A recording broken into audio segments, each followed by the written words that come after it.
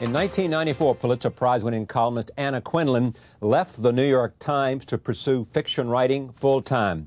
Many, including me, questioned her choice to leave, but it has proven to be the right decision. She followed her first bestseller, Object Lessons, with a second, One True Thing. Her novels are about legacy and loss, crisis, and the human condition. Her latest effort is called Black and Blue, and I am pleased to have her here to talk about this novel just out, hot off the press. Welcome back. Thanks, Charlie. Great to have you here. Tell me, here's what's interesting. Let me just come one more time to the decision to leave the Times. Just once more. Revisit this. When something like what's going on with the president today is taking place, I know you can call up Arthur in a moment, or whoever's running the editorial, whoever, and say, or Howell, who the hell it is, and say, I have something I want to say, and you got a place in the New York Times. But do you miss being part of this conversation about who we are and what the presidency is about in human relationships? I really don't on this occasion because this one? Well, there isn't a conversation. There's a Tower of Babel. There's everybody talking at once, nobody saying a whole lot, not a whole lot of facts.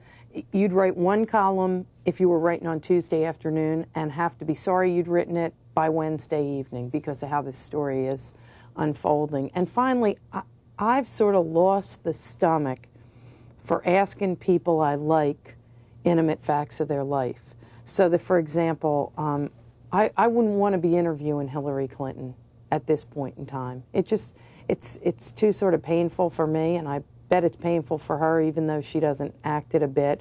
And this is the kind of story that I'm just as happy to watch from afar and think, boy, do I not want a piece of this? Well, do you want to get up in the morning and read about it or not? Oh, yeah, sure. I mean, you know, you haven't lost all sense of the real world. I wasn't in the newspaper business for nothing. Well, I was worried for a moment that you were a little hermit over there sitting at your typewriter not paying attention to the rest of us. But, you know, you try to write a column to make sense of something. I'm not sure anybody has made sense of this in the last 2 weeks very much. You haven't found anything that sort of rang true for you in terms of really making a sense and capturing the essence of what this is about? Tom Friedman wrote a very eloquent column about a week ago in Sadness and in Anger, where he wrote about the dichotomy between the president who has done such good things for the country and whose policies he admires, and the president who's been accused of being a skirt chaser. And he had a great line in it where he said, how can you listen to what a man says when you can't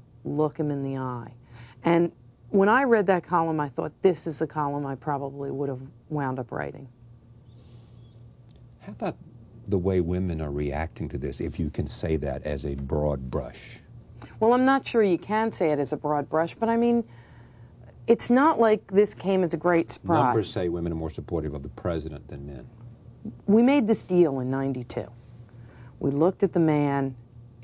It seemed very clear that something had happened with Jennifer Flowers, that he had a certain kind of reputation in Arkansas, that, as he told 60 Minutes, he had caused pain in his marriage. And we looked at his policies and at who was running against him and said, we're going to learn to forgive him. And by God, we're learning to forgive him again. We're a little more like Hillary than we'd like to be. So you got a lot of forgiveness in your heart, do you? Well, I mean, just on the merits of policy matters, he's still, on most things, where I want him to be. I mean, I was down in Washington when this story broke at emceeing a luncheon that the National Abortion Rights Action League was having on the occasion of the 25th anniversary of Roe versus Wade. And Al Gore got up and announced that in the president's budget there was going to be much more money for family planning. And he also said if Bill Clinton hadn't been elected in '92, there probably wouldn't be Roe versus Wade right now, because there would have been 2 vacancies in the court, and the Republicans would have filled them with people who were opposed to the constitutional right to a legal abortion. Instead, we got Ruth Bader Ginsburg and Kennedy. So you say to yourself, well, you know, that covers a multitude of evils for me. Watch this segue. How is he on domestic violence? Gee, that was deft. You know, I think on a lot of the issues that really matter to women, he's good. He's good, and he puts the money where the mouth is, and he has the money now, which is worth mentioning. I mean, yeah, and so he's spending it on child care. First budget surplus in the federal budget in 30 years, I think, since 1969. Right. That's worth talking about. Why did you decide to do this subject, domestic violence, which is at the essence of what it is that is at the heart of what this character is experienced? Well, I didn't decide to write about domestic violence. I decided to write about the ways in which we build our lives on the people that we connect with through marriage, through relationships, through friendships, and they make us who we are. And in the lives of women, frequently, much of what we become has to do with who we marry. It starts out being a relationship between a man and a woman, and before long it becomes a home, a family, a circle of friends, a feeling of security, who you are, where you come from. And I wanted to explore the ways in which that can be a blessing and also a curse. And when I thought about how I could do that, I thought that one of the ways I might do it was through a marriage that was truly, truly troubled. And as soon as I started to work on that whole concept, it occurred to me that it might be a marriage that included violence, and that's how I got to where I was. So the subject is marriage and understanding the bonds that tie someone together to that kind of relationship and how hard it is to leave it, and what else? Right. It's about identity. It's about whether, I mean, this woman leaves and starts an entirely new life. And the question is, when you rip your past, or try to rip your past out of your soul, what are you left with? And particularly if you have a kid. Let me set that in perspective. There is something called Abuse Anonymous, or whatever it is. They find people away, a kind of a witness protection program, victims of a domestic abusive relationship, to find a new life. In this case, Fran finds a new life and changes her name to Elizabeth Crenshaw in Florida. Right.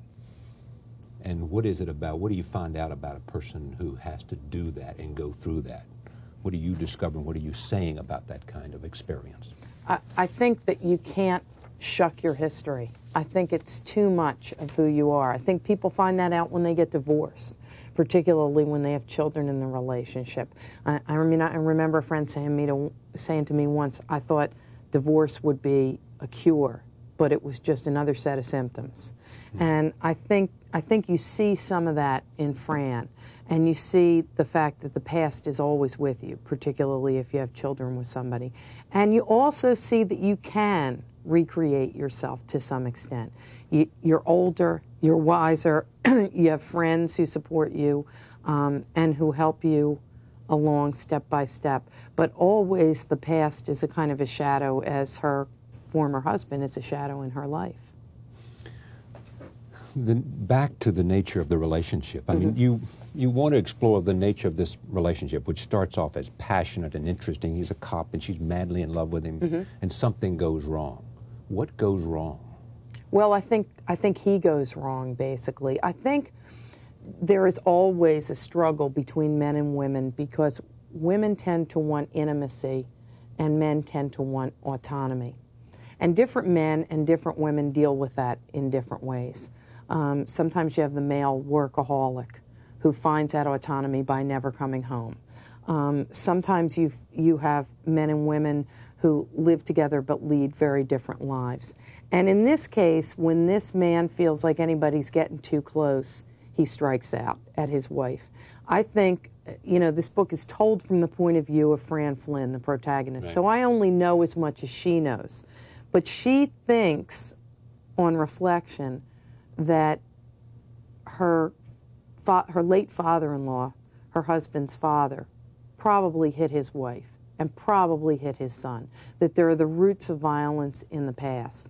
And there are the roots of aggression in this guy's life, which is that he has a job where he's called upon to be very aggressive as a police officer, and he doesn't know how to turn it on and off. And finally, there's the roots of dissatisfaction and bitterness, because I think what you find in the lives of many men today is that somehow the payoff of profession, of home, of family is less than they expected.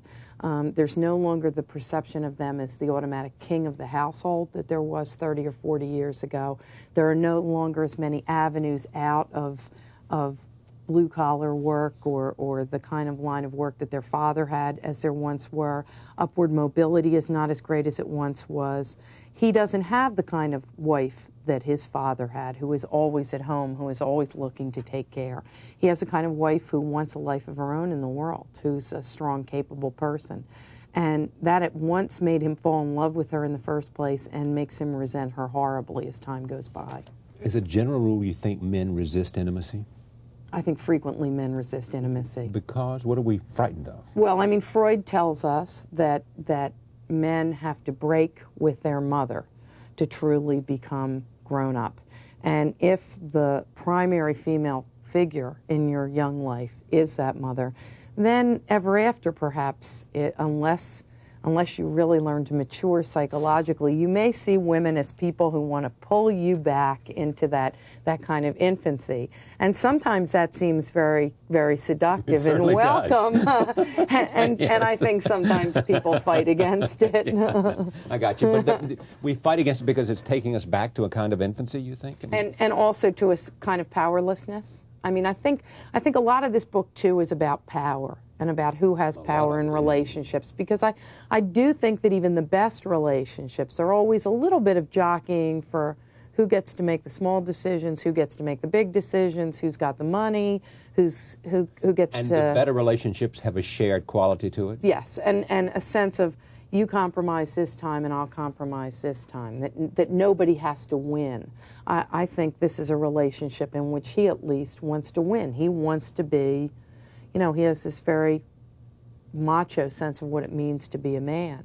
And because she doesn't conform to that, he finds it very frustrating. It's a little hard to talk about this because it has a dramatic ending, and I don't want to give it away. And, Thank you. I know. And clearly this can be said that this is a woman who leaves and finds a new identity with her son and his son, and he's determined to find her.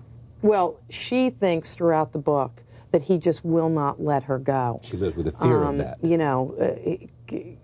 Any time that she's tried to show any sense of getting away, he just pulls her right back. The one time she says she won't let him take their son, he says, "What are you going to do? Call a cop."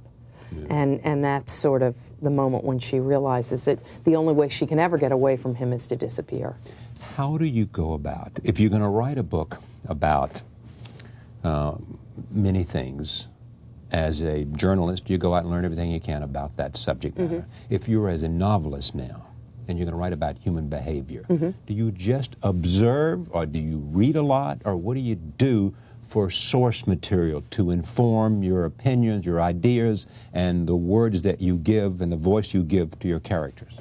I think you bring 45 years of life to the table, basically. That's what it comes down to. I mean, so what you know about marriage in this book is shaped by what you've learned in living in a marriage.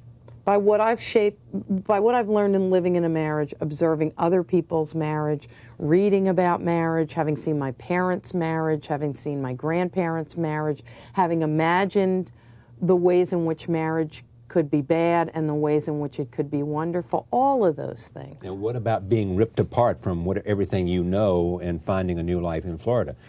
How do you know what somebody thinks about that? Well, I think all of us can imagine. I mean, some of us have imagined happily, stood in the airports and looked at the list and thought, I could get on a plane tomorrow and be someplace else, or thought about creating a new life, or have created new lives at different times. I mean, your whole intro was about me ripping myself out of the place where I'd worked for 17 years and starting a new life. Well, but you had something special that many people aspire to. I mean, you have in many aspects of your life. You can write novels now, and you can live at home, and all that other stuff. But your life has been an evolution. I mean, you started as a reporter, you became a columnist. You left the columnist to become a novelist. I assume you're at your happiest now in terms of your professional life. I am. And why is that?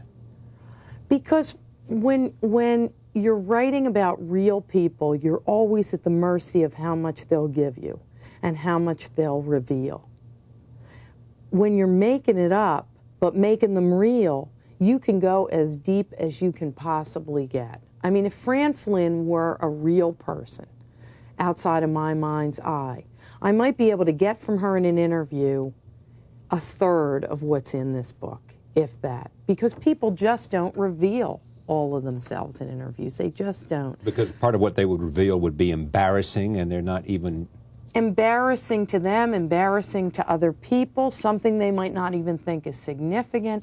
You can go deeper in certain ways in fiction than you can in nonfiction. What is it you most want your characters to have? I mean, what is it you most want to give your characters? I want you to feel like you could walk out that building and walk around the corner and bump into these people on the street. I want you to feel like they are totally and completely real to you. That's what I want them to have. I want them to be real, because it's from real people that we learn things. I don't really think you learn from archetypes. I don't think you really learn from symbols. I think you learn from the people. You read Great Expectations, and you can imagine running into Pip as he's running away from that swamp where he's run into Magwitch, the robber who's escaped from jail. They're all really, really real, and that's what I want to do. Some writers, John Grisham, who writes a different kind of book, has said, and I'm sure you'd like to sell as many as he sells, are said to write with some sense of a movie in mind. Mm-hmm. Do you write at all with a visualization and thinking about what these characters look like and thinking about how you can make this story almost movie-like? Oh, I know what they look like. And I guess it sort of unspools in my head kind of that way that I can see it all. But I never think of it in terms of will it be a movie or will it not be a movie. I just don't think you can write that way. Do you try to sell them to the movies? Yeah, my agent tries to sell them to the movies once they're done. You've got one in production now. Yeah, well, yeah, they finished shooting last week. Now, who's in it, and what's it who's the director? It's very funny. You brokered it, sort of. I didn't get my commission there, Miss Quindlen. The last time I was here on the show, I met in the green room a director named Carl Franklin, who had terrific, yeah. who had just finished Devil with a Blue Dress. Oh, it's wonderful. And with him was Jesse Beaton, who acts as a producer on his movies and is also his significant other. And Jesse had just finished One True Thing, right, and had loved it, and we talked about it. And lo and behold, after it was bought for the movies, it came to pass that Jesse said to Carl, read this book and read this screenplay, and he did, and said, I want to do this movie. And the next thing I knew, Renee Zellweger and Meryl Streep and William Hurt were being directed by Carl Franklin in the movie version of my novel, and I had nothing to complain about. And have you seen anything of it? Have you seen parts of it on film? I haven't. I took two of the kids and we went to the house in New Jersey where they were filming it one night when they were doing a really pivotal scene, and I watched them work just a little bit. This is about a daughter watching her mother die. Right. And Renee plays the daughter and Meryl plays the mother. And we've talked about this before, how much of it's autobiographical, mm-hmm, and all of that. When you look at domestic violence, this is about relationships. You make the point, well taken. But are you saying anything new in your judgment about the way we look at these issues? In other words, is it important to say something new, to come at this with an angle that we are informed, even though it's novel, about the nature of relationships? Or is it simply important to create interesting characters in a good story? Well, I'll tell you what I think happens to people that's different from when they think about the issue of domestic violence, which is people have read this book and said, I don't see this woman primarily as a victim. She's strong, she's capable, she's together, she's smart. She's Anna. And she's beat up. And that gives me a different sort of take on this issue than I had before, because I had a tendency to think of women who let this happen to them as victims, meaning not like me, beaten down, downtrodden. It never happened to me, sort of. You know, it so much reminds me, I remember I was at a lunch about 6 or 7 years ago, and during the course of the lunch with about 8 women, I said that I did not personally know anybody. I didn't have any friends who'd ever been raped. And the silence at the table had depth and breadth and height. And suddenly I realized that I didn't know that I knew anybody who had been raped, but I definitely knew somebody at that table. I didn't know who it was, but the way the silence fell told me everything. I think people have read this and thought, it's possible that I know someone who, like Franny, has this in her life, seems to have it all together, and yet is hiding this terrible secret. And that's different than the way people usually see this issue. The book, you're going to read something as we go out. Anna Quindlen, Black and Blue. I don't know, what was the basis of what you chose? Something you liked for what reason? Because it gives such a strong sense. I mean, this is written in the first person from Fran Flynn's voice. And one of the things that she feels so strongly is she stayed because it wasn't all bad. Because, well, it says it here. Jesus, I loved him. There, I said it. It makes me feel stupid sometimes, feeling my scars. The spots where you can just make out the damage, and the ones where the bruises and hurts live on only in my head. I loved Bobby, and he loved me. Anyone who heard him say it once would never disbelieve it. In the beginning, I loved him, loved him, loved him, pure and simple. And then after a while, I loved the idea of him, the good Bobby, who came to me every once in a while and rubbed my back and kissed my fingers. And I loved our life, the long stretches of tedium and small pleasures that mark most of our time together. Our life was like a connect-the-dots drawing, and those were the lines. The bad things, only the haphazard arrangements of dots they connected. Thank you. Anna's proud of this, isn't she? I think I'm getting better each time. I hope I am. No, you feel really good about this. Yeah, I do. Thanks, Charlie. Anna Quindlen, author of One True Thing, soon to be a major motion picture, This Black and Blue. We'll be right back. Stay with us.